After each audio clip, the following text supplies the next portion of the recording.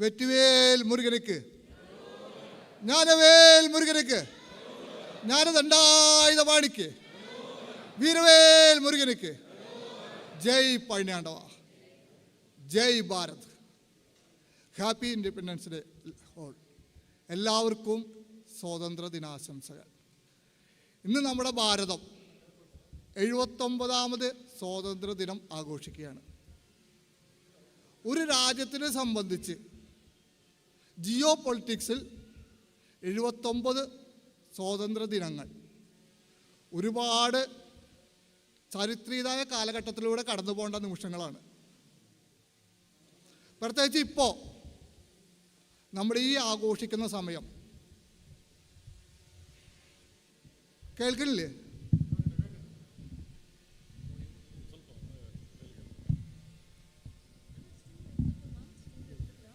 Okay.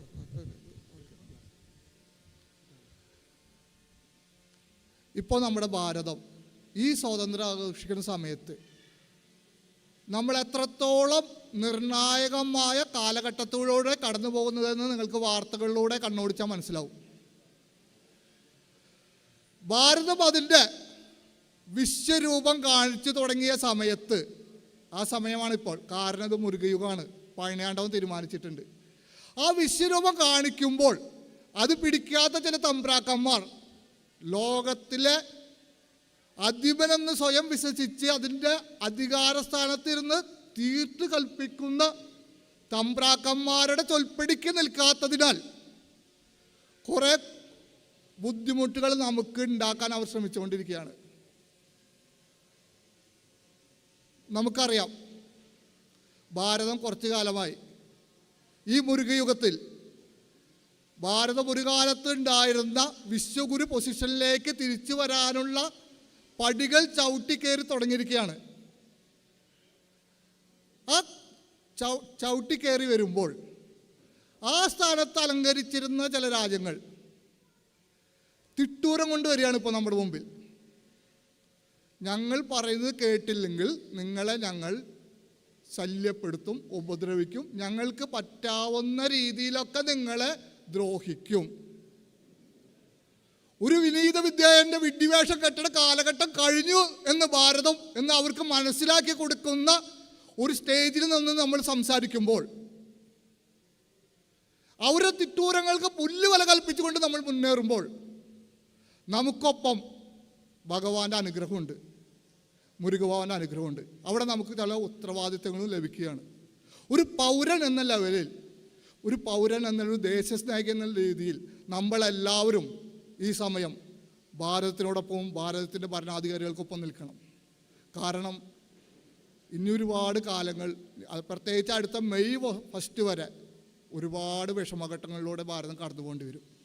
കഴിഞ്ഞ December 13 പഴനിയിൽ വെച്ച് നടന്ന നമ്മുടെ അഗ്നിഹോമത്തിൻ്റെ 1ാം ഘട്ടത്തിൽ, ആ സമയത്ത് ഞാൻ സംസാരിച്ചിരുന്നു, പല ഇൻ്റർവ്യൂകളിലും പറഞ്ഞിരുന്നു, ഈ അഗ്നിഹോമത്തിന് പല ഘട്ടങ്ങളുണ്ട്. അത് കഴിഞ്ഞ് അഗ്നിയാഗം വരുന്ന 2026 മുമ്പ് ഭാരതത്തിനുണ്ടാവാൻ പോകുന്ന ബുദ്ധിമുട്ടുകളെക്കുറിച്ച് ഞാൻ സംസാരിച്ചിരുന്നു.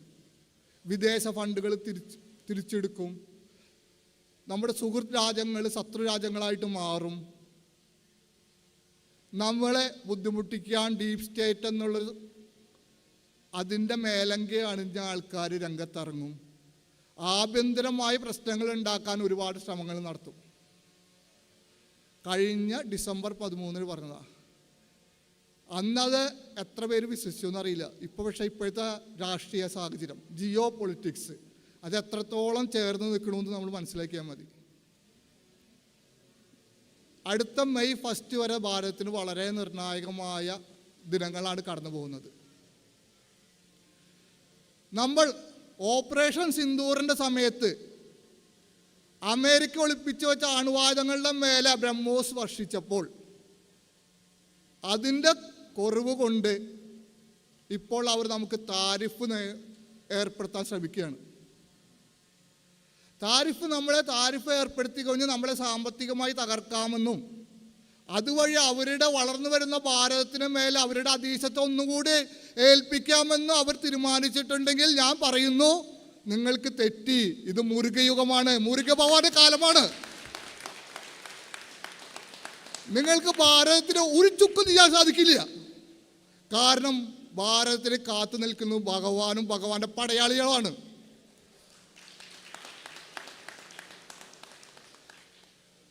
ഒരു തമ്പ്രാന്റെയും തിട്ടൂരങ്ങൾ ഞങ്ങളെ ഏറ്റെടുക്കില്ല എന്ന് പറഞ്ഞ് മുണ്ട് വളച്ചുകൂത്ത് നെഞ്ഞുരുക്കത്തോടുകൂടി നിൽക്കുന്ന ഭാരതത്തിലാണ് നമ്മൾ ജീവിക്കുന്നത്. ഏത് താരിഫ് കൊണ്ടുവന്നാലും പോടാ പുല്ലേ എന്ന് പറഞ്ഞു കഴിഞ്ഞ് ഭാരതമാണ്, ഭാരതത്തിലെ ജനങ്ങളാണ് വലുത്, ഞങ്ങൾ നോക്കിക്കോളാം, ഞങ്ങളുടെ തീരുമാനമാണെന്ന് പറയാനുള്ള ചങ്കൂറ്റമുള്ള ഭാരതത്തിലാണ് നമ്മൾ ജീവിക്കുന്നത്.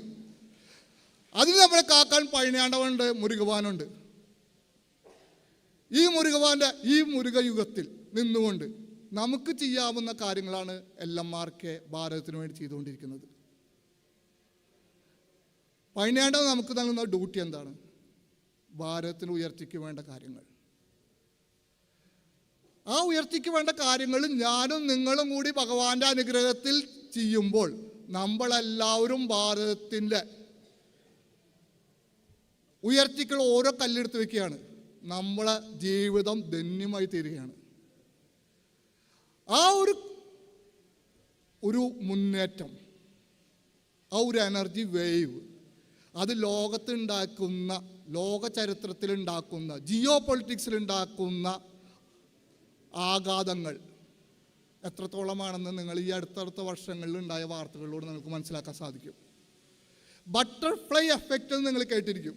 ഇപ്പോൾ നമ്മുടെ നാട്ടിൽ LMRK എഫക്റ്റ് എന്നുള്ളൊരു വാക്ക് വന്നു തുടങ്ങി. നമ്മളൊരു കാര്യം ചെയ്താൽ അതെത്ര നിസ്സാരമാണെങ്കിലും അതിൻ്റെ പ്രതിഫലനം അതിശക്തമായി തന്നെ ഈ ജിയോ പൊളിറ്റിക്സിൽ നമ്മൾ അനുഭവിച്ചു തുടങ്ങിയാണ്. പല ചാനലുകളും ഇപ്പോൾ നമ്മുടെ പേരുകൾ പരാമർശിച്ച് തുടങ്ങി. നമ്മളത് പറഞ്ഞതുപോലെ നടക്കുന്നു എന്ന് പലരും അത് അംഗീകരിച്ചു തുടങ്ങി. ആ സമയത്ത് ഡീപ് സ്റ്റേറ്റ്, നമ്മുടെ അവസാനത്തെ നമ്മുടെ അഗ്നിയാഗം, ഡീപ് സ്റ്റേറ്റ് എന്നുള്ള ഒരു ശക്തിയെ തകർക്കാനും ഭാരതം ഒരു ഡീപ് സ്റ്റേറ്റ് ആയിട്ട് മാറും എന്ന് പ്രഖ്യാപിച്ച് തുടങ്ങിയതാണ് നമ്മുടെ അഗ്നിയാഗത്തിലേക്കുള്ള യാത്ര. അശോകനും 9 പേരും, അശോക ചക്രവർത്തി ബുദ്ധമതം സ്വീകരിക്കുന്നതിന് മുമ്പ് 9 അറിവുകൾ, രഹസ്യ അറിവുകൾ 9 പേരെ ഏൽപ്പിച്ച് അത് പരമ്പരയായിട്ട് അവർ തുടർന്നു കൊണ്ടുവന്ന് ഭാരതത്തിനെ കാക്കണം എന്നുള്ള ഒരു നിഗൂഢ തിയറി, അതിൻ്റെ തുടർച്ചകളായിട്ട് വരുന്ന ആൾക്കാരാണ് നമ്മൾ കാണാം. ചന്ദ്രഗുപ്തനും നവരത്നങ്ങളും, അതിനു മുമ്പ് മുരുകുവാനും നവവീരരും, ആ തുടർച്ചകളാണത്. അവരെല്ലാവരും ഡീപ് സ്റ്റേറ്റായിട്ട് മാറുകയാണ്. ഭാരതം ഒരു ഡീപ് സ്റ്റേറ്റായിട്ട് മാറുകയാണ്. നാളെ ഭാരതം തീരുമാനിക്കും ഏത് രാജ്യത്തിൻ്റെ അടുത്ത് ഏത് കാര്യങ്ങൾ ചെയ്യണമെന്നുള്ളത്, ഏത് രാജ്യത്ത് ഏത് ഭരണാധികാരികൾ വരണം എന്നുള്ളത്. ഇത് ഞാൻ പ്രഖ്യാപിച്ച ശേഷം എനിക്ക് ഒരുപാട് മെസ്സേജുകൾ വന്നു തുടങ്ങി. നിങ്ങൾ സൂക്ഷിക്കണം, നിങ്ങൾ വളരെയധികം ശ്രദ്ധിക്കണം, നിങ്ങൾ കളിക്കുന്നത്, നിങ്ങൾ സംസാരിക്കുന്നത് വലിയൊരു ശക്തിയോടെയാണ്. ഞാൻ വിചാരിച്ചു, നമുക്കറിയാം ഡീപ് സ്റ്റേറ്റിൻ്റെ മുഖം ജോർജ് സോറസ് ആണ്. അമേരിക്കയിലിരിക്കുന്ന ജോർജ് സോറസ് എന്ന കോടീശ്വരന് കേരളത്തിലൊരു മൂലയിലിരുന്ന് ഞാൻ ഇവിടെ ഇരുന്ന് ഡീപ് സ്റ്റേറ്റിനെ തകർക്കും, പഴനിയാണ്ടവൻ അനുഗ്രഹത്തിൽ യാഗം നടത്തും എന്നൊക്കെ പറഞ്ഞാൽ ആര് വില വയ്ക്കാനാ? അതുകൊണ്ട് ഞാനത് പുച്ഛിച്ച് തള്ളി. പക്ഷെ കുറച്ച് കഴിഞ്ഞപ്പോൾ എനിക്ക് മനസ്സിലായി തുടങ്ങി, നമ്മളെ ആരൊക്കെയോ വാച്ച് ചെയ്യുന്നുണ്ട്, നമ്മുടെ LMRKയിൽ ആരൊക്കെയോ നുഴഞ്ഞു കയറിയിട്ടുണ്ട്.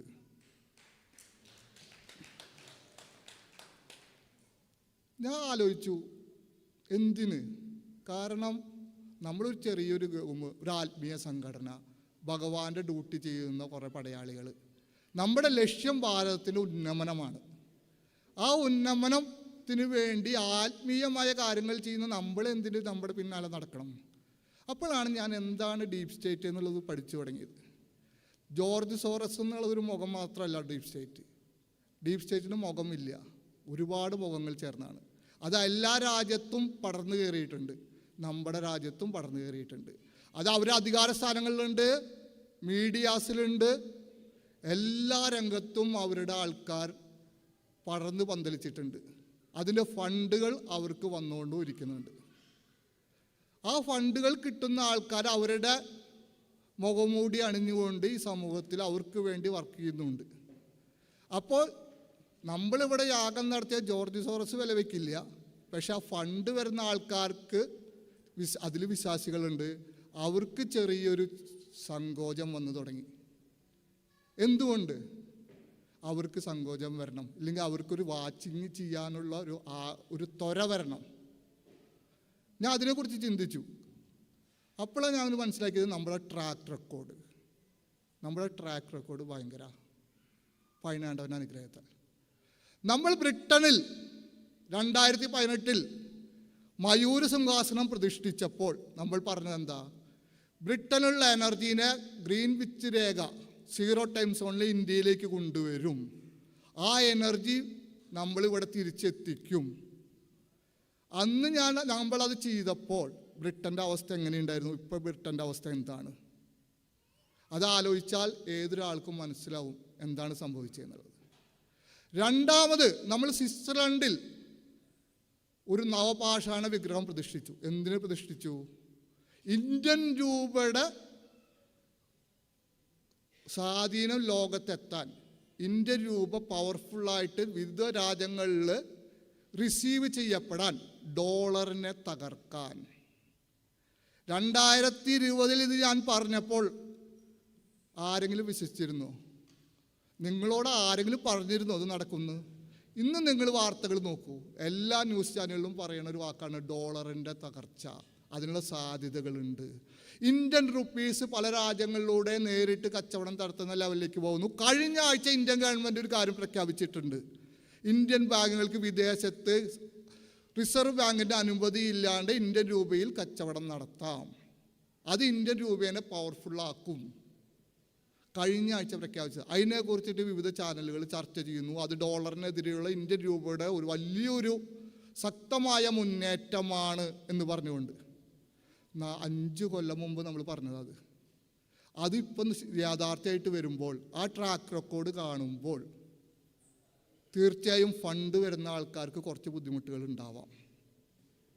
അടുത്തത് നിധി. നമ്മൾ നടത്തിയ 2021 നമ്മൾ നടത്തിയ യാഗം, സ്കന്ദ ഭാരത മഹായാഗം.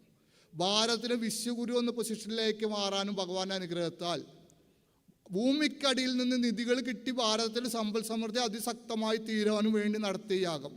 അതിനുശേഷം നമ്മൾ നോക്കി നോക്കിയേ, എത്ര അധികം വാർത്തകളാണ്. ഓയില്, സ്വർണം, ലിഥിയം, കൊബാൾട്ട്. തുടർച്ചയായി നമ്മുടെ ഗവേഷണങ്ങളിൽ ഭൂമിക്കടിയിൽ നിന്ന് ഭാരതത്തിന് കിട്ടിത്തുടങ്ങിയാണ്.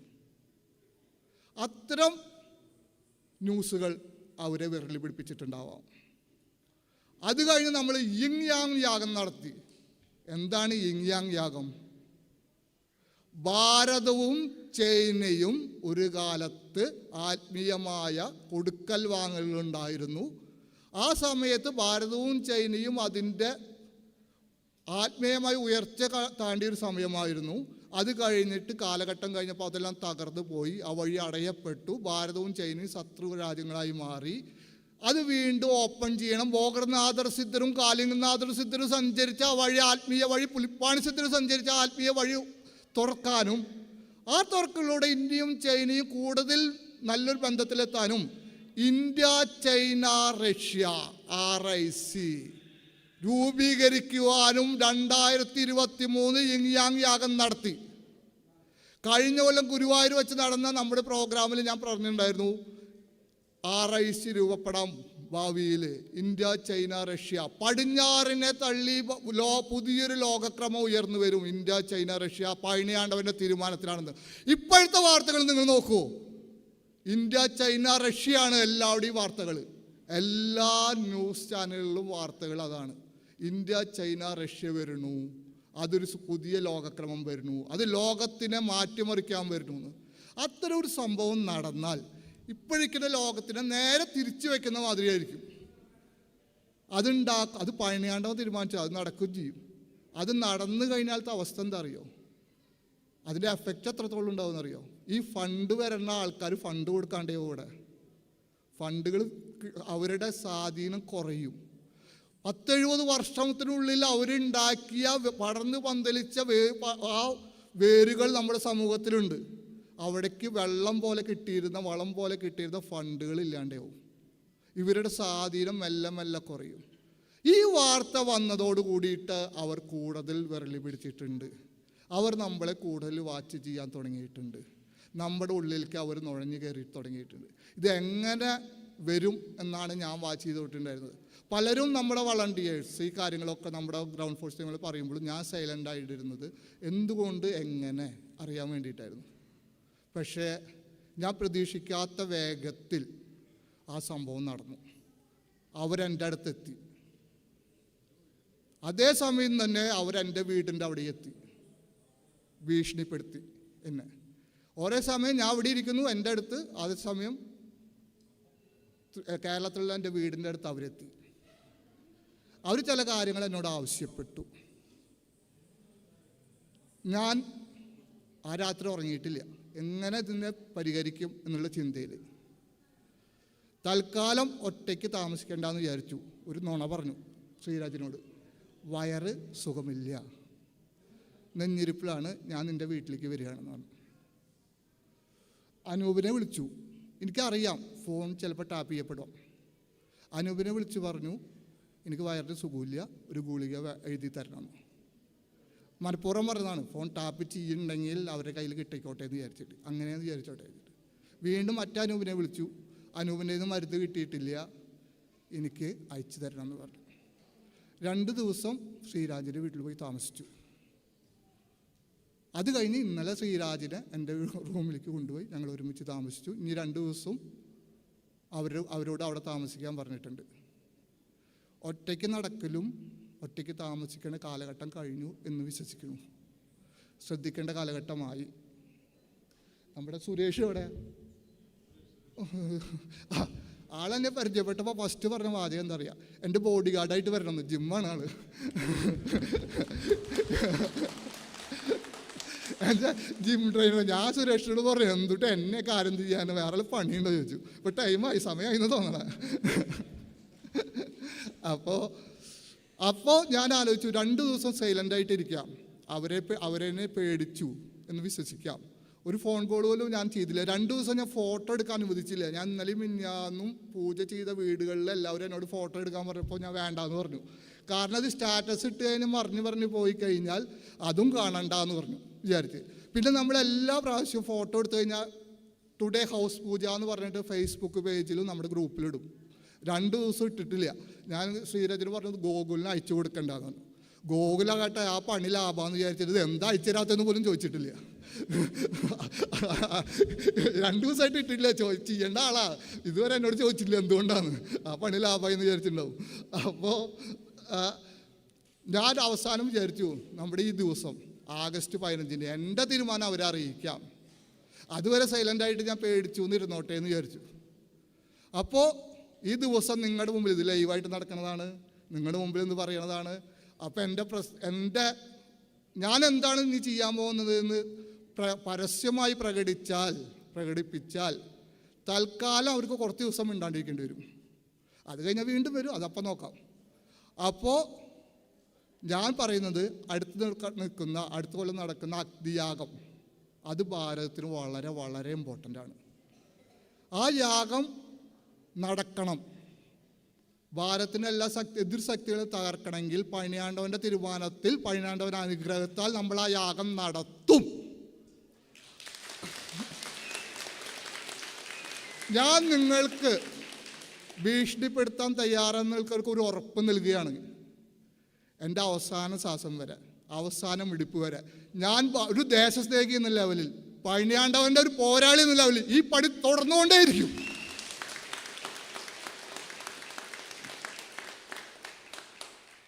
ആട്ടം പോട്ട് വന്നാൽ ഭയപ്പെടാതെ ഓലപ്പാമ്പല്ല, മുരുകസേനടാ, വാടാ പാപ്പാ.